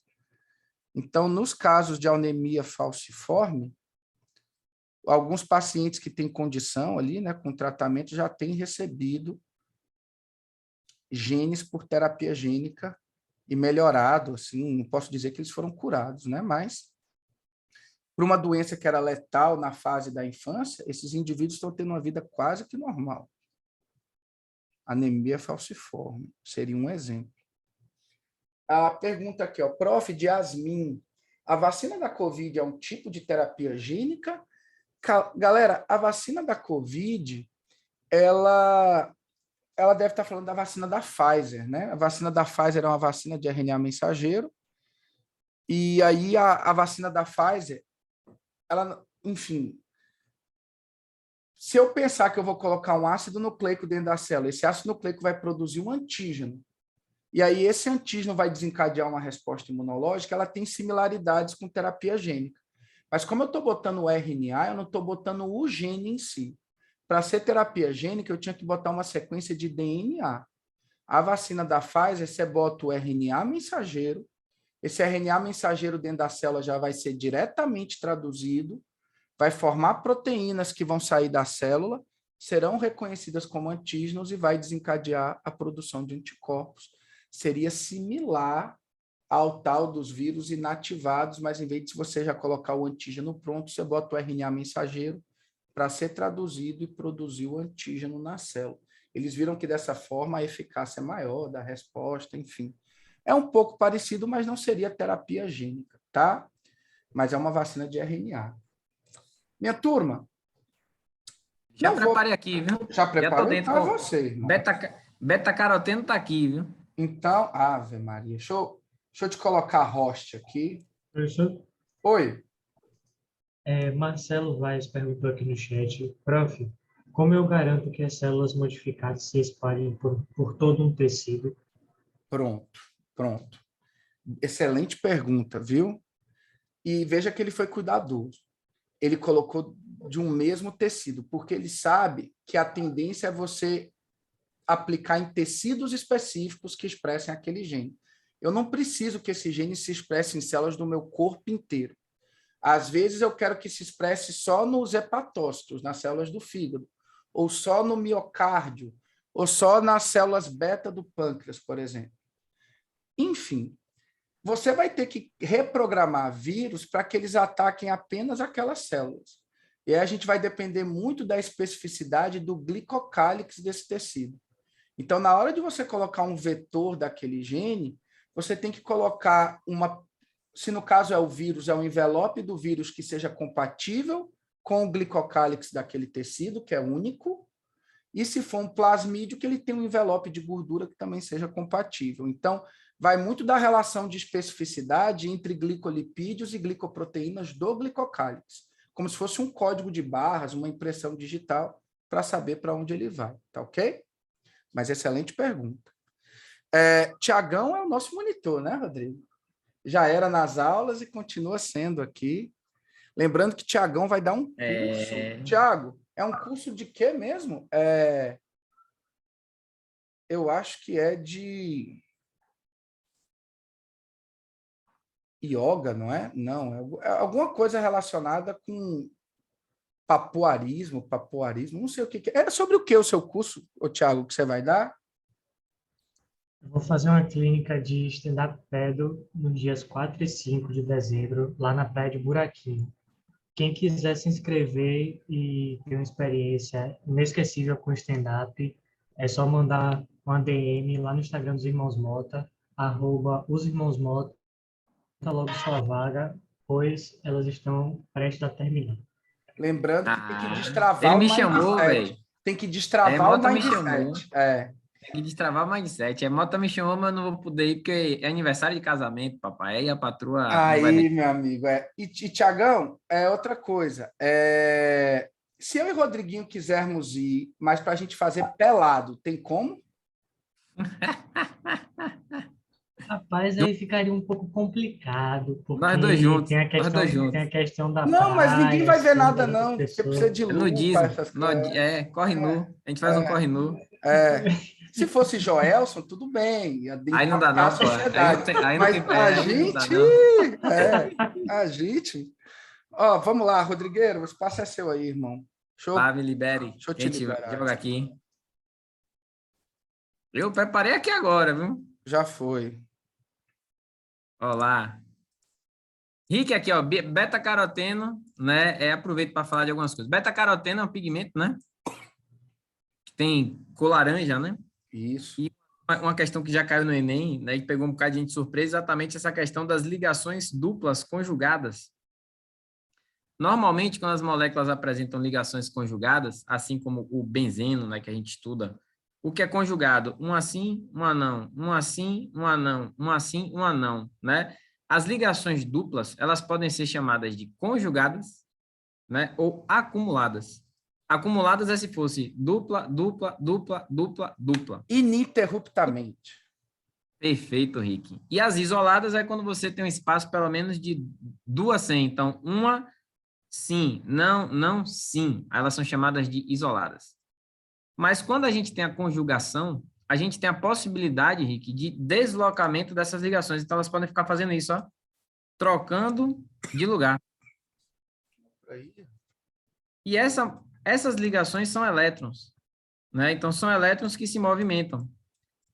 Como esses elétrons se movimentam, né, ao longo da estrutura, ele pode aumentar a reflexão da luz, modificar bastante, inclusive, né?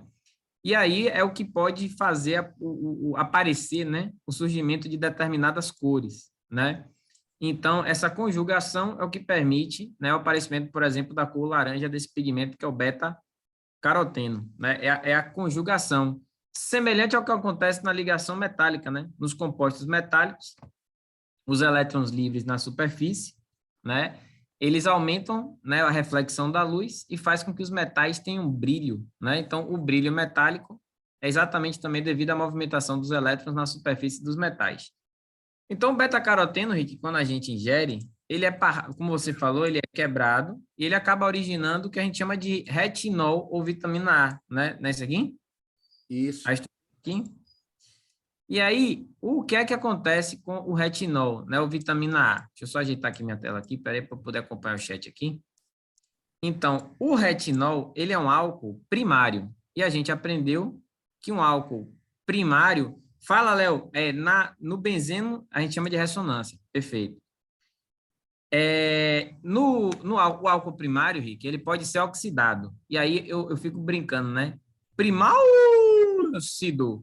Porque um álcool primário, quando ele é oxidado, ele origina um aldeído, e o aldeído, quando oxidado, gera um ácido carboxílico. Esse aqui é o retinol, que é um álcool primário. Ele é oxidado, originando o retinal, que é um aldeído. Aldeído. Ser oxidado ácido retinóico, né? Que inclusive é usado, acho que até em produtos cosméticos, né? Cosméticos, isso. Né? O retinóico. Isso. A gente tem o álcool secundário, que quando ele é oxidado, ele gera cetonas, né?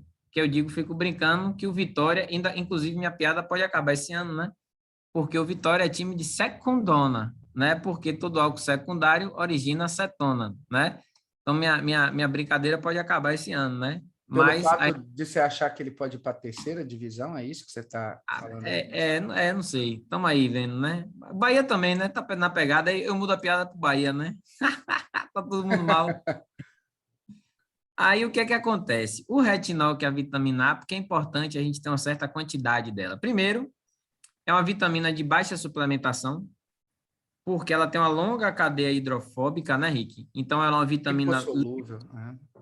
A suplementação dela é muito baixa, né? Ela não é expelida na urina como a vitamina C. E aí, nos olhos da gente, aí, o mecanismo é bem complexo, mas eu tentei trazer aqui uma isomeria, né? Que o Enem já cobrou essa imagem, não dessa exatamente, mas uma imagem desse tipo, né?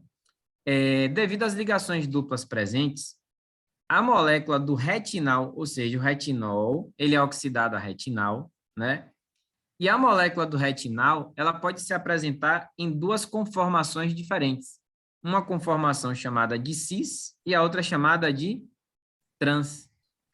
E é exatamente a relação entre a cis e trans que fazem a gente, vamos lá, a emissão, né, de sinais elétricos para que a gente comece a ativar o processo da visão, né?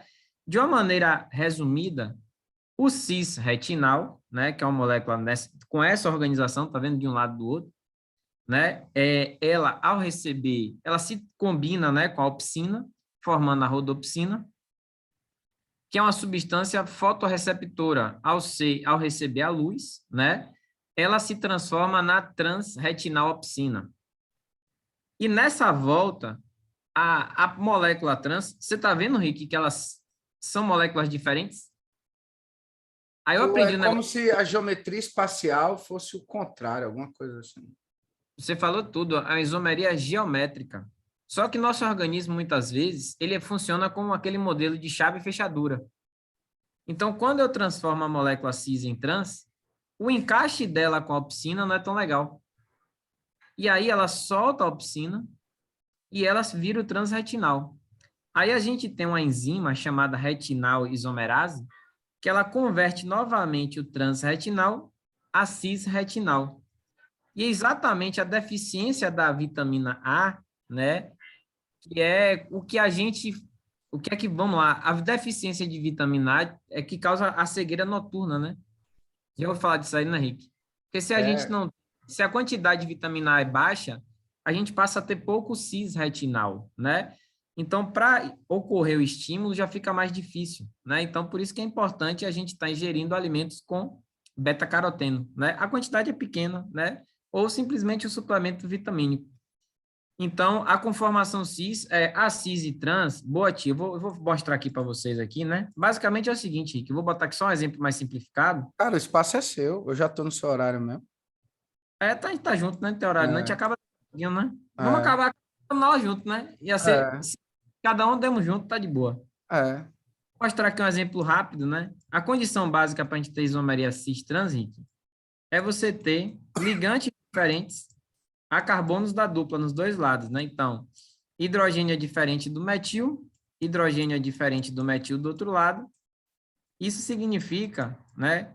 Aqui, ó, X. Deixa eu botar de outra cor aqui, né? X diferente de Y. Percebe? Sim. X é diferente de Y. E vamos botar aqui W e Z. W diferente de Z, independente de X e W terem alguma relação, né? Então, isso é a condição básica para a gente ter a isomeria cis-trans, porque a ligação dupla, Rick, ela não permite... Ó, se fosse simples, a molécula iria girar. A dupla impede o giro. E é exatamente esse impedimento do giro que faz com que a molécula possa ser diferente. Se eu estou assim ou assim, né? São estruturas diferentes, percebe? Porque meu dedo ele não pode girar. Se tivesse assim, ó, isso e isso é igual, porque meu dedo gira. Entendi. Mas quando a dupla impede o giro, né? Então essas estruturas são diferentes. Aí a galera nomeou de cis e trans, né? E para você, para a galera lembrar aqui, é simples, ó. O cis, ele forma tipo uma cadeirinha, né? Que são quando os ligantes de menor massa estão do mesmo lado. Na prática, a regra é os de maior massa. Mas a gente pode analisar em relação à massa ser menor, que é muito mais prático. Então, os de menor massa do mesmo lado, a molécula é chamada de cis. Faz o C, tá vendo? C de cis. Uhum. Tá vendo aqui? A molécula trans seria essa daqui, ó. Trans é o oposto, né? A molécula trans, ela seria essa daqui, ó. E aí, ó, aqui, H3, ó, que a gente fica brincando que é o formato de cadeirinha, né? Tá vendo, ó? Os iguais, ó, forma a cadeirinha, tá vendo? Um é a bacia, C de cis, a outra é uma cadeirinha, que é o trans, né? E na nomenclatura, se os ligantes fossem diferentes, por exemplo, X diferente de W e Y diferente de Z, aí a gente, em vez de chamar de cis e trans, na nomenclatura se utiliza as siglas Z e E, na qual o cis seria o equivalente à forma Z e o trans é equivalente à forma E. Aí, para lembrar, é melhor ainda, ó, Rick. A cadeirinha é para transar, ó, trans, né? E o cis é z. Aí o cara vai falar assim, ó, cis, que já lembra, é o cis, que aí já lembra que o cis equivale, né, à forma Z, né? Entendi. Então, isso aqui seria a isomeria cis e trans, sendo os ligantes diferentes entre si, a gente chama de Z e E, né? Já caiu no Enem algumas vezes nessas questões de isomeria cis e trans, né? E aí, pronto, tá fechado, né? Aproveitando aqui, Rick, O que é aquele negócio de levógero, não sei o que lá? O que é isso? Ah, pô, aí já é o carbono quiral. Quando o carbono é do tipo sp3, certo? Quando o carbono é do tipo sp3, quando esse carbono, Rick, ele, né, tem uma geometria tetraédrica, né? Vou tirar o sp3 daqui.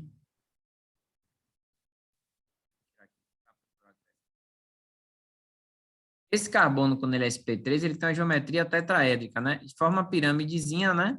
Com uma antena, né? Sim.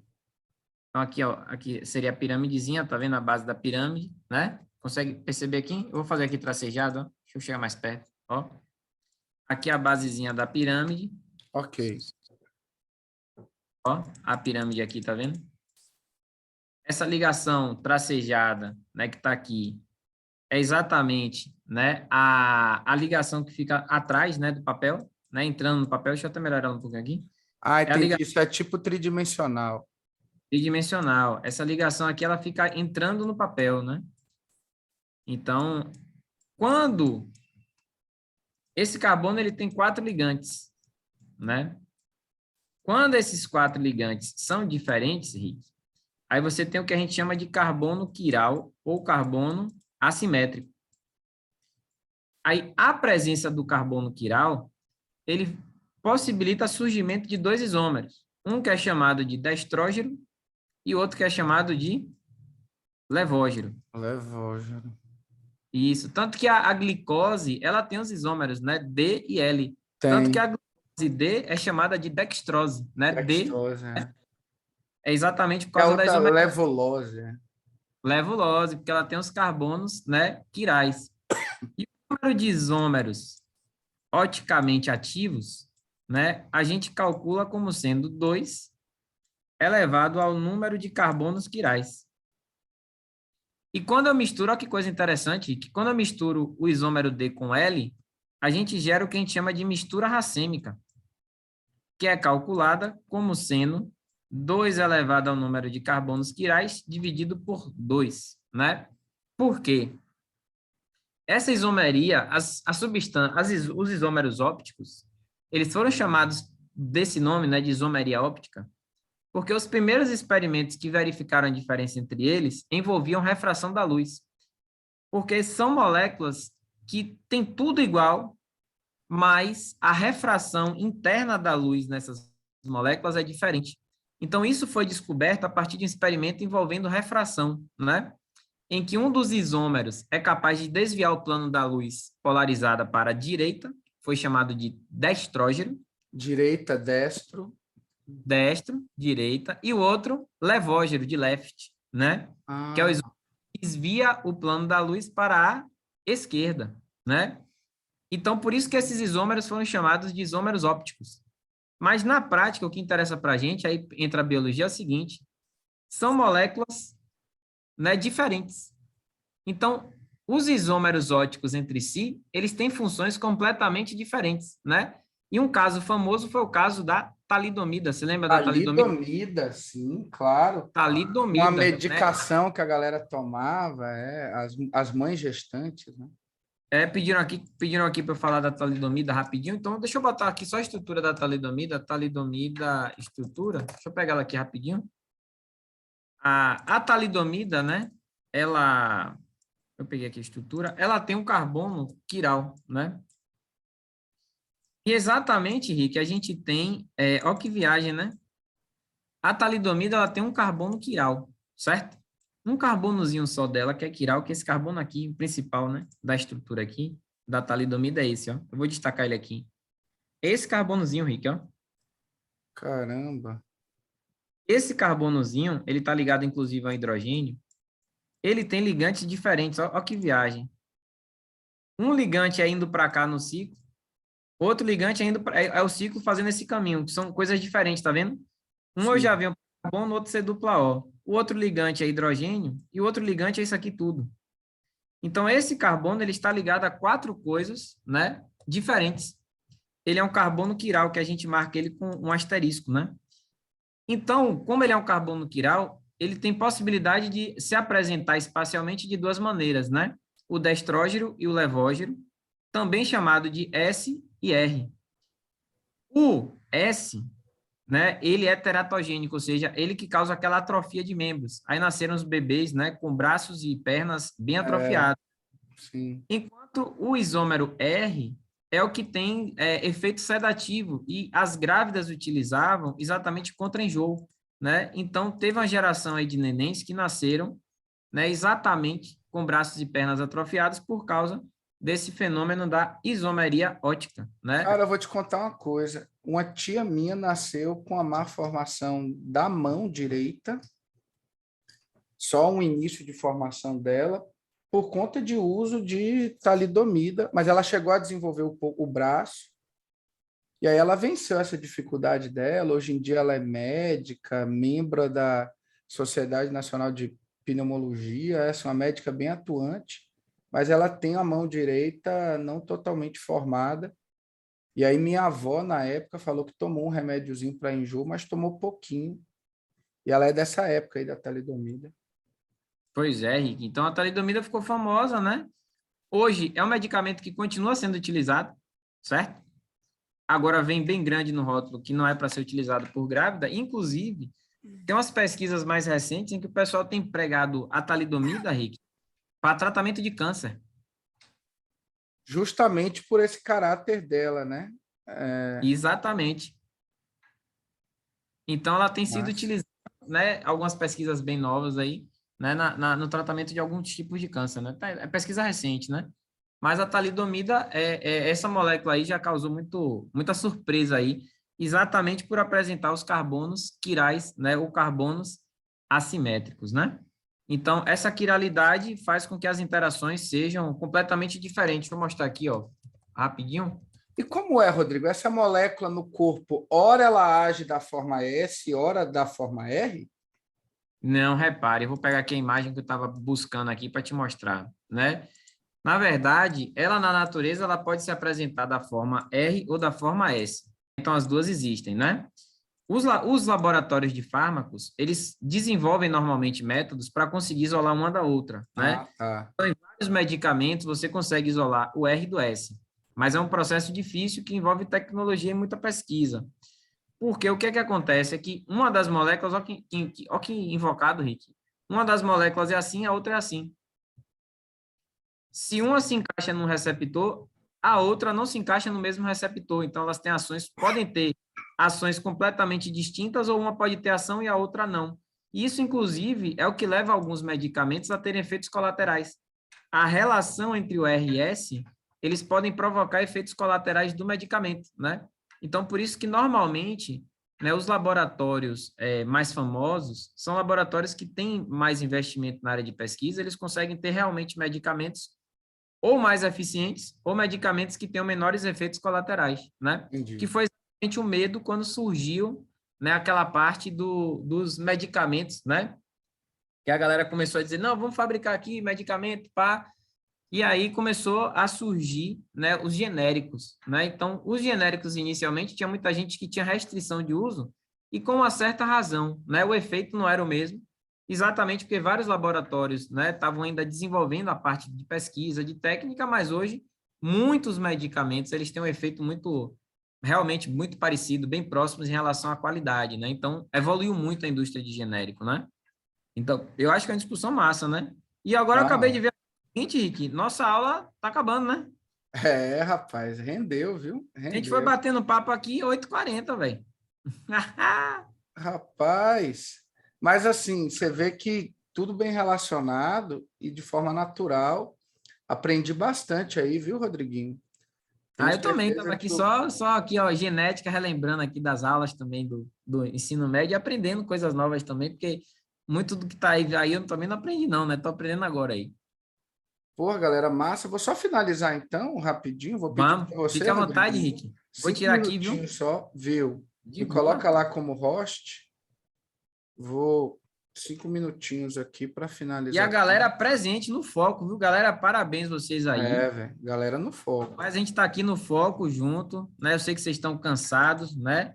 Mas estamos aí Tiveram junto, o dia velho. inteiro de aula aí, aluno aí que teve aula de manhã e de tarde, o dia inteiro. Show de bola, velho. Eu fiquei feliz, viu, com essa aula de hoje aqui, surpreendeu Ah, positivamente. show de bola. E assim, Rodrigo, é quase um crime a gente não voltar a fazer essas lives nossas, né? Então, tem que ser É, algo regular aí para o ano, a gente fazer isso. Galera, com certeza. então eu falei para vocês dessa técnica, né, de você ter uma proteína que reconhece um gene, recorta ele, e, cara, é tão curioso porque você agora tem uma enzima, uma proteína, a Cas9, que ela tem um RNA guia com uma sequência complementar ao gene que eu quero recortar. Então, eu posso colocar qualquer sequência de RNA guia que ela vai encontrar o gene que tem a sequência complementar para poder recortar. Em outras palavras, eu quero dizer para vocês que a gente já tem tecnologia para retirar qualquer gene de qualquer cromossomo humano de forma específica, tirar só ele. Essa revolução que aconteceu nessas técnicas de edição de gene são comparadas à viagem que o ser humano fez para a Lua, assim, só para você ver de impacto. E aconteceu agora, há poucos anos atrás. Lembrando que tem uma galera também que usa muita coisa para melhoramento genético, né? Não só para terapia gênica, que seria tratar uma doença, mas você tentar, e a gente tem que tomar muito cuidado com isso, para não adicionar genes que só performem, né? Que traga uma melhoria estética, performática, e sim, porque senão daqui a pouco a gente vai formar aquela sociedade de todo mundo robô igual, enfim, perfeitinho e tal. O nosso tempo já esvairou, mas assim, eu queria só mostrar essa animação. The CRISPR-Cas9 system is a tool for cutting DNA at a specifically targeted location. The technique has already revolutionized gene. The CRISPR-Cas9 system is a tool for cutting DNA at a specifically targeted location. DNA cutting protein called Cas9 and an RNA molecule known as the guide RNA. Bound together, they form a complex that can identify and cut specific sections of DNA. First, Cas9 has to locate and bind to a common sequence in the genome called a PAM. Reconhece uma Once the PAM is sequência. found, the guide RNA unwinds part of the double helix. Desenrola o RNA strand is DNA. designed to match and bind a particular sequence in the DNA. Once it's found the correct sequence, Cas9 can cut the DNA. Its two nuclease domains each make a nick, leading to a double-strand break. Ela corta o gene, Although né? the cell will try to repair this break, the fixing process is error-prone and often inadvertently introduces mutations that Aí ele fala que após o corte, o corpo tende a reparar. Só que se você tem um molde mutante, ele vai reparar com erro também. Então, esse sistema, além de recortar o gene, ele consegue colocar uma sequência correta ainda, tá? Que seria, no caso, a terapia, né? This makes CRISPR a great tool for knocking out specific genes. But making double-strand breaks isn't all CRISPR can do. Some researchers are deactivating one or both of Cas9's cutting domains and fusing new enzymes onto the protein. Cas9 can then be used to transport those enzymes to a specific DNA sequence. In one example, Cas9 is fused to an enzyme, a deaminase, which mutates specific DNA bases, eventually replacing cytidine with thymidine. This kind of precise gene editing means you could turn a disease-causing mutation into a healthy version of the gene, or introduce a stop codon at a specific place. Já pensou, então? Eu induzi uma mutação ali, uma troca específica para consertar um gene mutante? Então, são técnicas aí, enfim, muito importantes. Galera, a gente está em reta final, e aí a gente vai mandar, eu vou mandar esse material, o Rodriguinho vai disponibilizar aí para você de alguma forma. Tem meu grupo do Telegram que eu vou colocar lá também.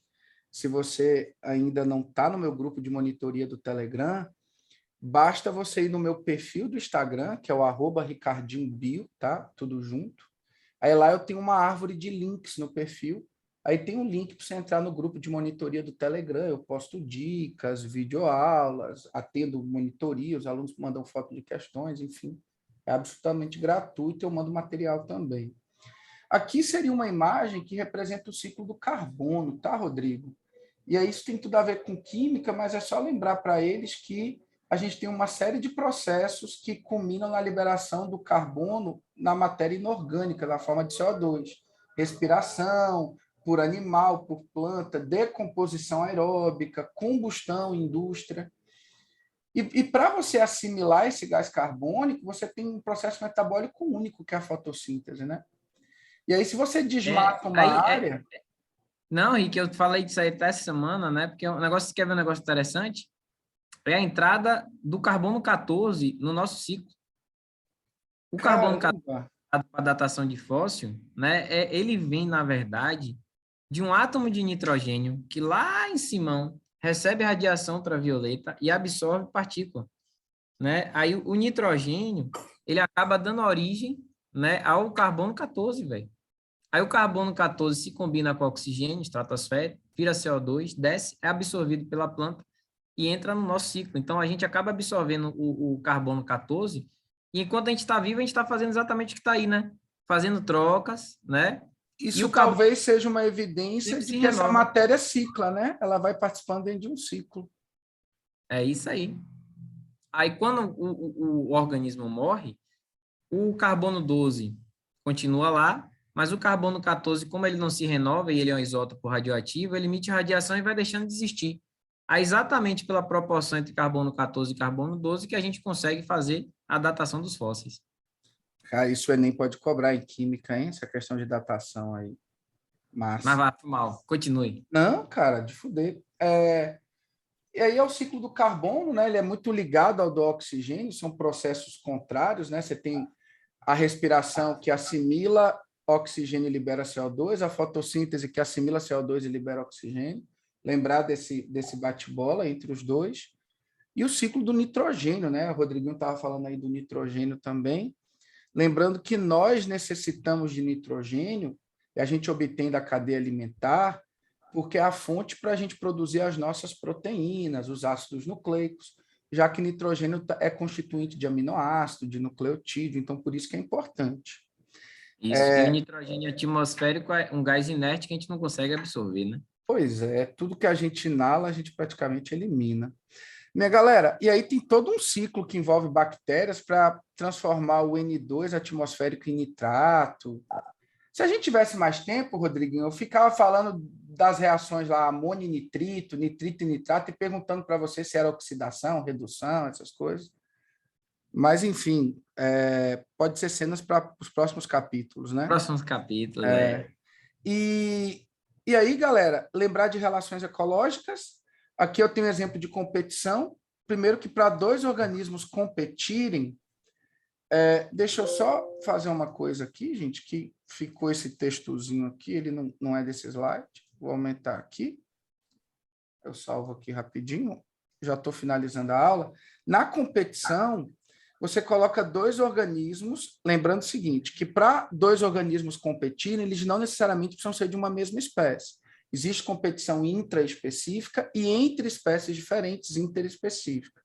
Mas para ter competição, os indivíduos têm que ter o mesmo hábitat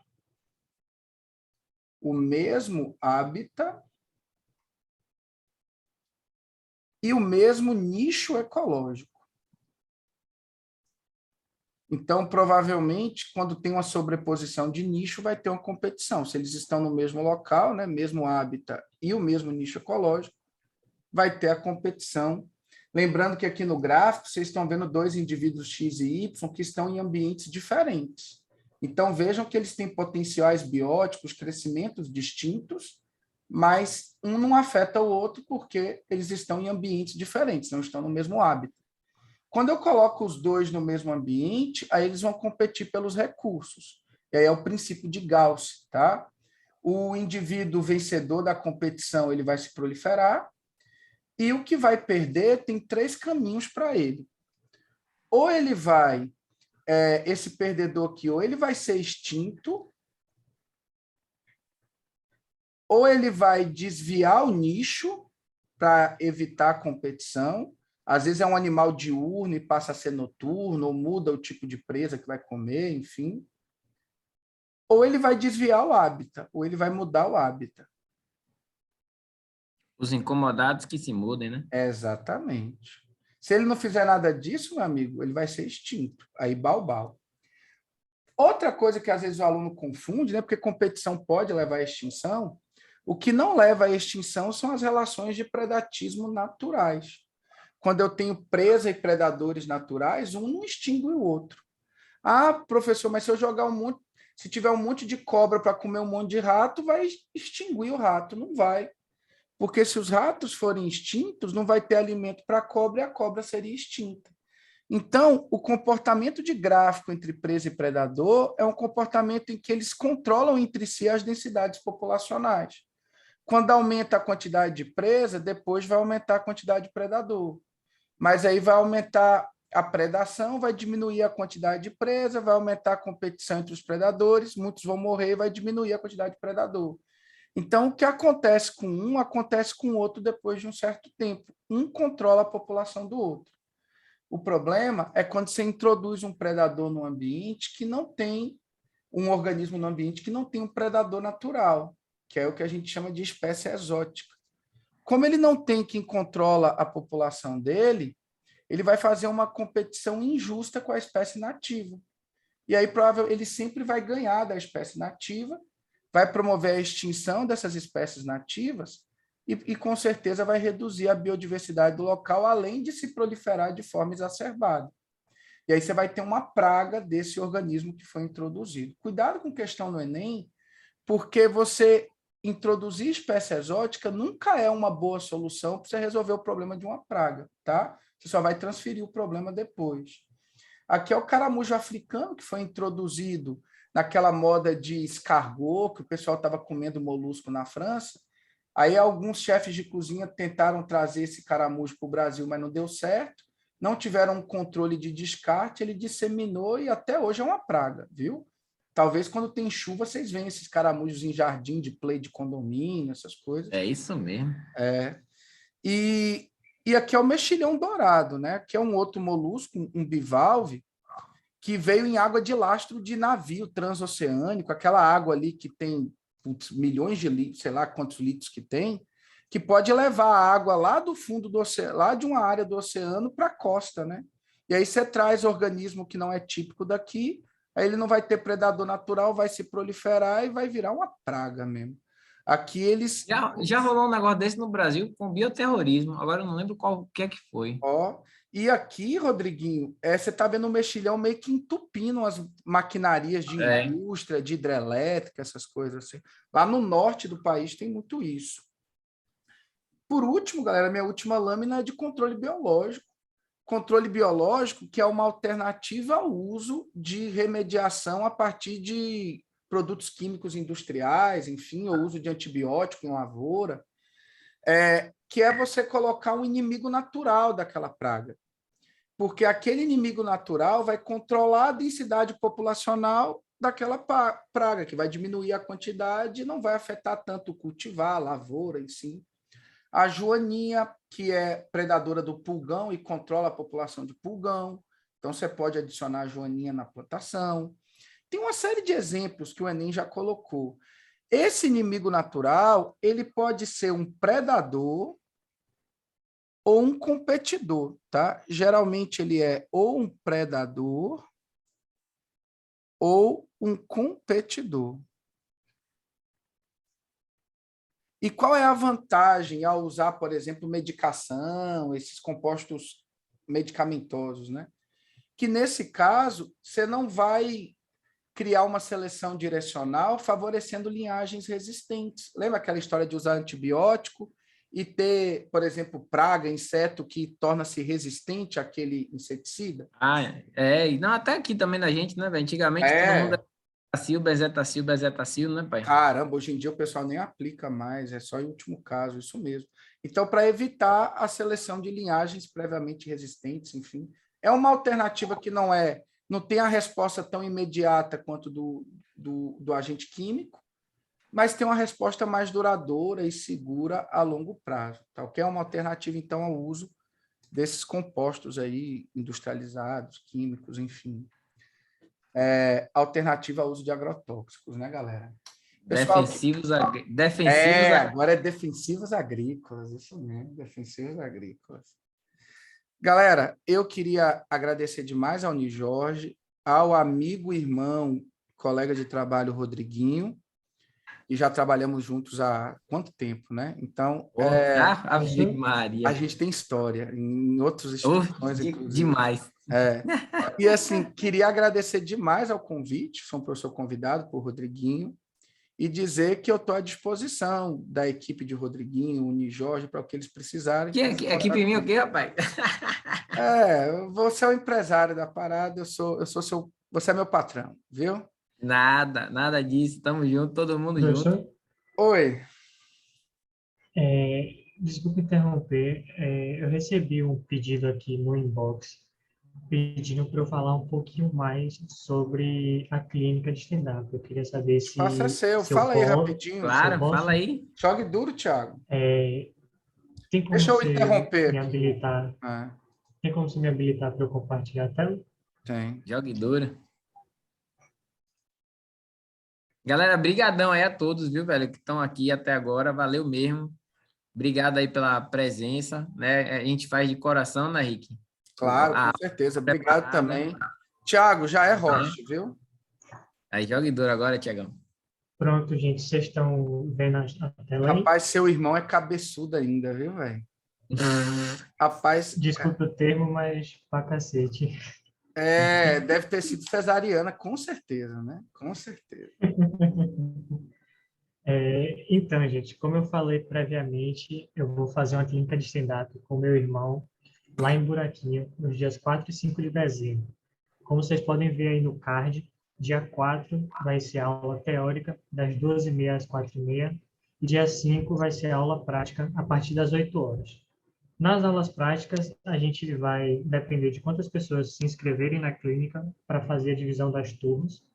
E aí a gente está pensando em fazer aulas de 1 hora, ou seja, a gente está A depender da quantidade de pessoas, a gente deve ir até meio-dia no máximo, para também não entrar muito no horário da tarde, não ficar uma coisa muito cansativa para quem vai estar participando. As inscrições no valor de R$ 100. As inscrições, como eu também já tinha falado antes, é só mandar um direct no Instagram dos Irmãos Mota, que é esse aqui, que eu estou passando o cursor do mouse. Ou, se você mora perto de Buraquinho, lá pelo lado de Lauro de Freitas, você pode se inscrever no local, lá no Clube da Prancha. E vai ser um evento muito interessante para quem é iniciante, para quem é intermediário, ou então só não vai ser interessante para quem já tem um nível muito mais avançado, porque nessa primeira clínica a gente está querendo focar justamente no pessoal que é mais iniciante, que vai ter aquele primeiro contato com o esporte. Então, se você gosta do esporte, você tem interesse em conhecer um esporte diferente, manda mensagem lá no Instagram da gente, se inscrevam, garanta a vaga de vocês e a gente se vê nos dias 4 e 5 de dezembro. Rapaz, show de Obrigado, bola, professor, Thiago. E olha o por tanto de esse patrocínio, tempo Rodrigo. aí. Até Rapaz, o cara tá granola rico, velho. tia Sônia. Rapaz, aí, ó. Ave E Maria. Eu aí, vou como botar a Irmãos gente... Mota para patrocinar nossas lives também, viu? E aí, Rapaz, podia, né, Rick? Pois é. quem sabe a gente não faz uma parceria, né, professor? É. E Aí, aí, ó. por conta desses patrocínios que a gente conseguiu, a gente vai conseguir montar um kit com algumas surpresas para vocês, para aqueles que se inscreverem, obviamente, para vocês receberem um mimozinho na hora da clínica. Então, é isso, gente. Agradeço aos professores por liberar esse espaço aí para poder fazer a divulgação e espero que alguém aqui se interesse e se inscreva, que vai ser muito legal. Show de bola, como se diz, né? Valeu, Mente Ti. sã, corpo sã. Show, dá aquela Galera, relaxada no final de ano. pois é. Tiagão, passa aí para anfitrião aí, ou eu, ou Rodriguinho, para a gente finalizar. Galera, mais uma vez, muito obrigado. A gente queria desejar para Gente, vocês uma brigadão. excelente prova, viu? Não vou desejar boa sorte, essa história não é sorte. E assim, Pronto, professor, está você já é roxo. garantido, viu? Vão tranquilos. Obrigado, Thiago. Vão fazer a prova relaxados, tranquilos, vai dar tudo certo. A gente não vai vender nossa vaga fácil para os outros, não, viu? Com certeza. O cara vai ter que suar muito para roubar nossa vaga e ele não vai roubar, não. Qualquer dúvida que vocês tiverem, até pós a prova, viu? E a galera que vai fazer baiana também, Rodrigo, eu vou aproveitar o espaço. Pode mandar foto para mim de questão Strix, baiana, discursiva, tudo lá no grupo do Telegram, eu posso ajudar vocês.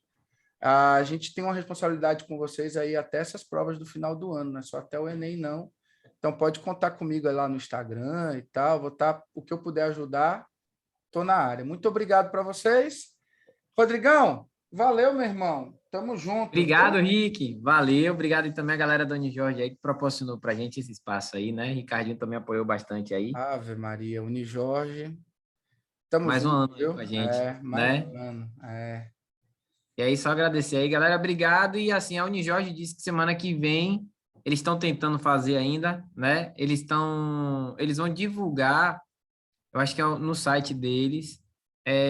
Você vai preencher mais ou menos o que você acha ou de nota, alguma coisa assim, e ele vai revelar para vocês os cortes, né, em várias faculdades da Bahia, né? Então, quais foram os cortes do Enem, né, em algumas faculdades aqui da Bahia. Eles estavam tentando preparar essa ferramenta, me mostraram rapidamente, eu achei legal, que você consegue ter uma noção aí dos cortes nos cursos de diversas faculdades, né?